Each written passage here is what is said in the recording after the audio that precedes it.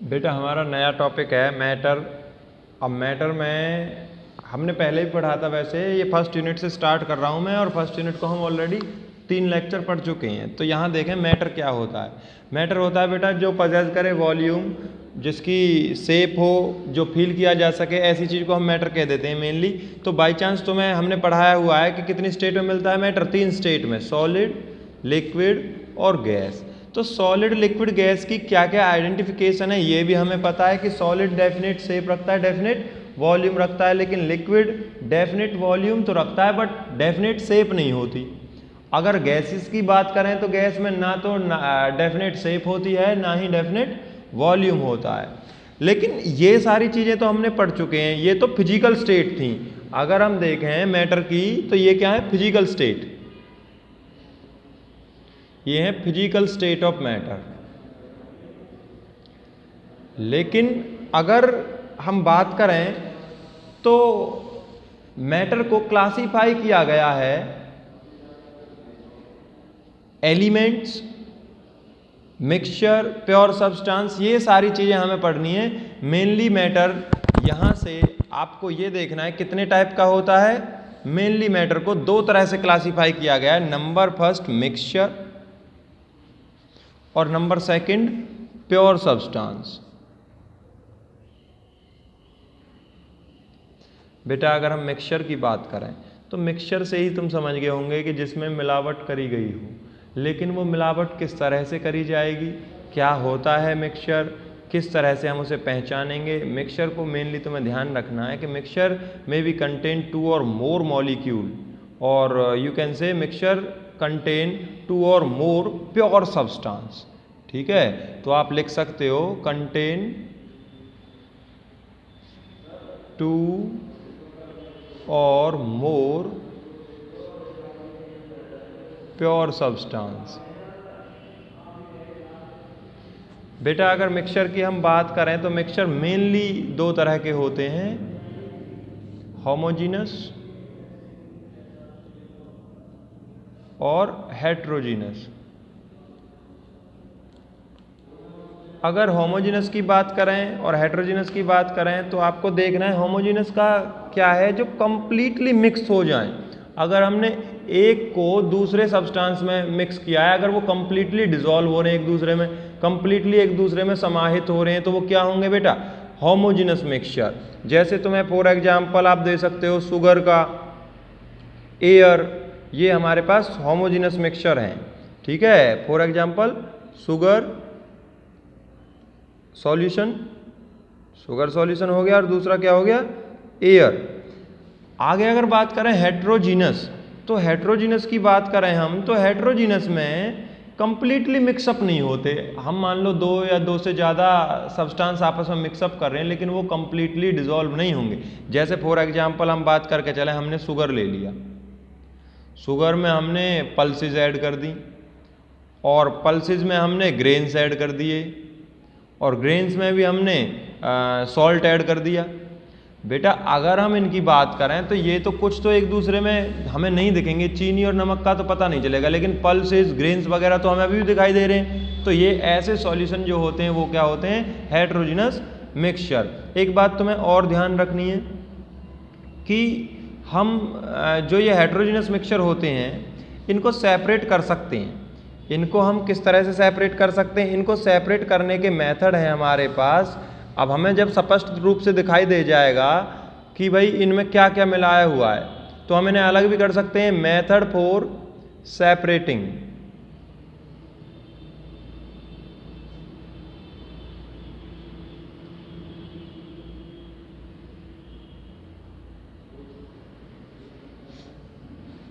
किस तरह से सेपरेट कर सकते हैं बेटा। जैसे मैंने देखा भाई मुझे ग्रेन दिखाई दे रहे हैं, मैंने हाथ से पकड़ के फेंक दिए, तो पहला मेथड क्या हो जाएगा, हैंड पिकिंग। क्या मेथड हो जाएगा, पहला ही हैंड पिकिंग। दूसरा मेथड क्या हो जाएगा, डिस्टिलेशन। तीसरा मेथड क्या हो जाएगा, तीसरा क्रिस्टलाइजेशन। तीसरा मेथड हो गया क्रिस्टलाइजेशन, और फोर्थ क्या हो जाएगा, फिल्ट्रेशन। फिल्ट्रेशन को तो आप समझते हो, फिल्ट्रेशन में क्या होता है बेटा, फिल्ट्रेशन का मतलब होता है जैसे आप चलनी से आटा नहीं निकालते हो शाम को, खाना खाने के लिए, तो उसमें से जो मोटा मोटा होता है तो ऊपर रुक जाता है, जो पतला होता है वो नीचे निकल जाता है। तो इस तरह से इन्हें हम सेपरेट आउट कर सकते हैं। अब दूसरी तरफ बात करते हैं बेटा हम, एक तो हमने मैटर को डिवाइड किया था मिक्सचर में, और दूसरा हमारा क्या था, प्योर सब्सटेंस। अब जो प्योर सब्सटेंस होते हैं वो क्या होते हैं बेटा, प्योर सब्सटेंस ऐसे सब्सटेंस होते हैं जिनको हम किसी भी मेथड से सेपरेट आउट नहीं कर सकते हैं। ठीक है, ये भी हमारे पास दो पार्ट्स में सब डिवाइड किए गए हैं, और ये है हमारे पास एलिमेंट और कंपाउंड। बेटा आप एलिमेंट से अच्छी तरह से वाकिफ हैं, हमने एलिमेंट पढ़े भी हैं, कार्बन, नाइट्रोजन, हाइड्रोजन, ऑक्सीजन। अब एलिमेंट क्या होते हैं, एलिमेंट होते हैं जो केवल एक तरह के एटम या मॉलिक्यूल को पजेस करते हों, which contain only one type of atom और मॉलिक्यूल। ये आप डेफिनेशन दोगे, जिनमें केवल एक तरह के एटम या मॉलिक्यूल हों। अगर हम बात करें एलिमेंट की, तो जैसे हमारे पास हाइड्रोजन है, नाइट्रोजन है, और मॉलिक्यूल पे अगर आप जाते हो, मॉलिक्यूल का मतलब जैसे N2, O2, H2।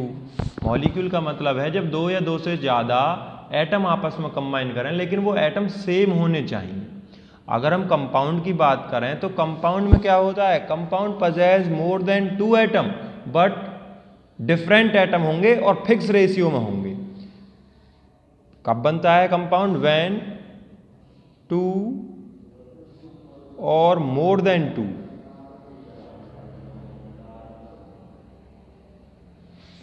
different, when 2 or more than 2 different atom combine together in the fixed ratio। जैसे हमारे पास एग्जाम्पल है NH3, CO2, H2O, ये हमारे पास कंपाउंड हैं, ये हमारे पास मॉलिक्यूल हैं। तो आपको यहाँ तक का काम करना है और अच्छे से करना है बेटा।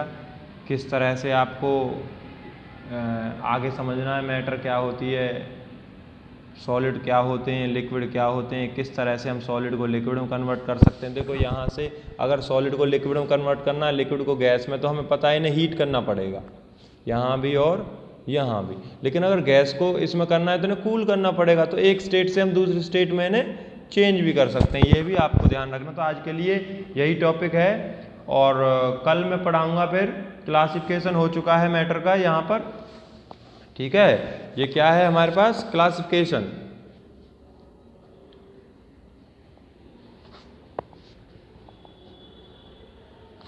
फिजिकल स्टेट भी हमने कर ली, और हमने इनको किस तरह से डिवाइड करना है, किस तरह से क्लासीफाई करना है मैटर को। देखो एक बार और बता देता हूँ, मैटर क्या किस किस तरह से डिवाइड करे जाएंगे, मिक्सचर और प्योर सब्सटेंस। मिक्सचर को हमने डिवाइड किया होमोजेनियस मिक्सचर और हेट्रोजेनियस मिक्सचर में, और प्योर सब्सटेंस को डिवाइड किया एलिमेंट और कंपाउंड में। एलिमेंट और कंपाउंड में आपको ध्यान रखना है, एटम और मॉलिक्यूल का आपको पता ही है। एटम क्या होते हैं, smallest thing which can't be divided into other part. और मॉलिक्यूल क्या होते हैं बेटा, मॉलिक्यूल इज द मिक्सचर, और you can say combination of 2 or more than 2 atom, और वो भी एक तरह के। Thank you.